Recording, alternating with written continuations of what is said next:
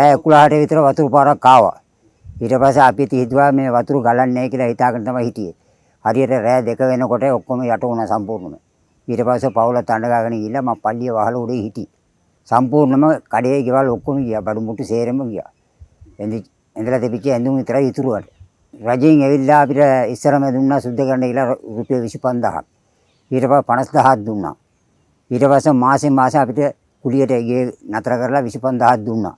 ඊට පස්සේ අපිට පැචස් එඩමක් දීලා 15000ක් දෙන්නම් කියලා පොරොන්දුලා දෙනට 120ක් දීලා තිනා ගියේ හදලා තිනවා අපි. දැන් වහල මට්ටමේ තියෙන්නේ. දැන් දෙවෙනි සල්ලි පාස් කරලා දෙන්නම් කියලා අද මන්දිරතුමා කිව්වා. මේ වගේ ආණ්ඩුවක් කවදාකවත් අපිට කරලා නැහැ. ඉස්සරහ හිටපු ආණ්ඩුව ඔක්කොම හොරා කාලා. හොරා කාලා ඔක්කොම කරලා දින මෙච්චර කාට අපිට රුපියලක් දීලා නැහැ කොයි ආණ්ඩුවක්. මේ ආණ්ඩුව තමයි අපිට මෙච්චරයි ලැබුණේ. ඒක දෙයිය තවත් ප්‍රාර්ථනා වෙන්න ඕනේ ජනාධිපතිතුමාට. අපිට රජයේ හොඳ උදව් කරලා දිනවා අපිට.